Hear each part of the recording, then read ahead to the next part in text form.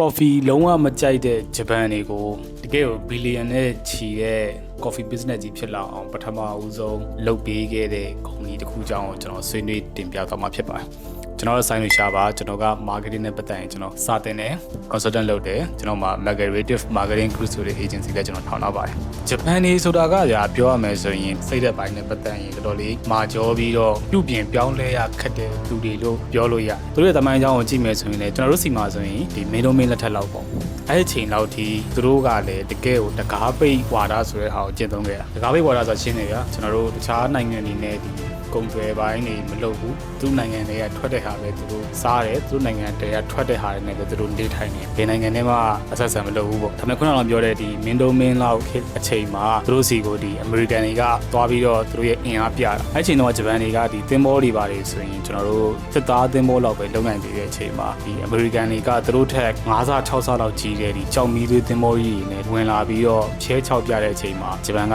မသက်တာတဲ့အစုံသူတို့ဒီတကားဖွင့်ဝါဒလို့ခေါ်မလားဂျားနိုင်ငံနဲ့ကုန်သွယ်တဲ့အပိုင်းကိုစပြီးတော့လုပ်ခဲ့ရတာပေါ့ဒီအမေရိကန်ကနေစပြီးသူတို့လမ်းဖောက်ခဲ့တာပေါ့အဲ့နောက်ပိုင်းမှာအမေရိကန်ကသူတို့ကိုဒီကစားစရာအယုတ်လေးတရုပ်ပေးခဲ့တယ်အဲ့ဒါပါလဲဆိုတော့ကြောင်မီးသွေးနဲ့မောင်းရရထားလေးဒါပေမဲ့ကစားစရာလေးဂျပန်တွေကဒါကိုကြည့်ပြီးတော့ငါတို့အရန်ခင်းနောက်ကျသွားပြီပေါ့နော်သူများစီကကလေးကစားစရာတော့ငါတို့ရဲ့တကယ်ဟာတွေထက်အများကြီးတိုးတက်နေပြီဆိုတော့ငါတို့အမိလိုက်မှရမယ်ဆိုပြီးတော့50လောက်အတွင်းမှာဒါကျန်တော့ history ပေါ့လေသူတို့တိုးတက်လာတယ်တခြားနယ်ချဲ့ပြီးတိန်းတာတွေလည်းဖြစ်လာတယ်ဘာလို့ဒါတွေပြောလဲဆိုတော့ဂျပန်ဆိုတာအဲ့လိုပြုပြင်ပြောင်းလဲရခက်တဲ့ market တွေမှာပါတယ်သူတို့ကဒါကိုကြိုက်ပြီးဆိုရင်ဒါကိုပဲတစ်သက်လုံးအစွဲရှိတဲ့သူတွေပေါ့နော်သူတို့တကားပေးကွာတာကျင့်သုံးခဲ့တဲ့သူတွေဆိုတော့အဲ့ဟာကိုဒီ Nestle ဆိုတဲ့ကုမ္ပဏီကသွားပြီးတော့တွေ့တယ်ဂျပန်ဆိုတာ coffee လုံးဝမကြိုက်တာသူ့ရဲ့အရသာကိုဂျပန်နေပြီးလုံးဝမုန်းတာဒီကဘာစစ်ပြီးရဲ့အချိန်မှာပေါ့နော်ဒါပေမဲ့ Nestle အနေနဲ့ကကြတော့ကျွန်တော်တို့ကြားဘူးနေကြပုံမြင်တစ်ခုရှိတယ်ပုံမြင်မဲ့ခေါ်ရမလားဖြစ်ပျက်တစ်ခုရှိရပေါ့ဒီကျွန်းတကျွန်းကိုအရောက်သမားတယောက်လွှတ်လိုက်တယ်ပြန်လာတော့ပြောတယ်အားလည်းကျွန်တော်တို့ဒီကျွန်းပေါ်မှာဘလို့မှအခွင့်အရေးမရှိဘူးတဲ့ဘာဖြစ်လဲဆိုတော့ဒီကျွန်းပေါ်မှာဖက်နက်စီးတဲ့လူတယောက်မှမရှိဘူးတဲ့အဲ့တော့ကျွန်တော်တို့ဖက်နက်ကုမ္ပဏီအနေနဲ့ဖက်နက်ပွားရောင်းလို့မရဘူးတဲ့ဒါပေမဲ့တတိယမကျင်းတဲ့ဘူးနောက်ထပ်အရောက်သမားတယောက်ကိုထပ်လွှတ်တယ်အဲ့တယောက်ကကျတော့အားရဝမ်းသာစွာနဲ့ပြန်လာတယ်ဟာတတိယကြီးပွားပြီတဲ့ကျွန်တော်တို့ဒီကျွန်းမှာဖက်နက်ရောင်းလိုက်မယ်ဆိုရင်ကျွန်တော်တို့ရဲ့ market ပဲဘာလို့လဲဆိုတော့ဒီမှာဖက်နက်စီးတဲ့လူတယောက်မှမရှိသေးဘူးNestle ကဒုတိယလူလိုမျိုးအမြင်ရှိတယ်ပြောရမှာပေါ့အဲ့တော့ဘာလို့လဲဆိုတော့သူတို့အနေနဲ့ကြည့်တော့ကြတော့ဒီလူကြီးတွေကိုသူတို့ဘလို့မှပြောင်းလဲလို့မရတော့အဲ့တော့ဘသူတွေကိုပြောင်းလဲလို့ရမှာဆိုကလေးတွေကိုပြောင်းလဲလို့ရဒါပေမဲ့ကလေးတွေကိုဒီ coffee ခါခါကြီးချက်ချင်းသွားပြီးတော့တိုက်လို့လေဒီကလေးကကြိုက်မှာပေါ့အဲ့တော့သူတို့ဘာလုပ်ခဲ့လဲဆိုတော့ Nestle က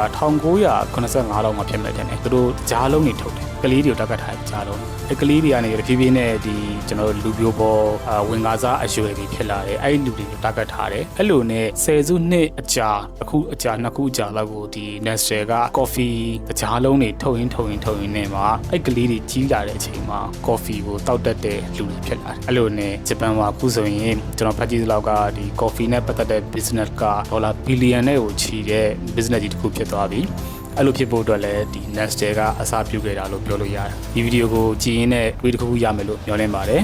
marketing နဲ့ပတ်သက်ပြီးတော့သိချင်တာရှိရင် comment မှာမေးသွားလို့ရပါတယ်အားလုံးပဲတန်ဖိုးရှိတဲ့ brand တွေတည်ဆောက်နိုင်ကြပါစေ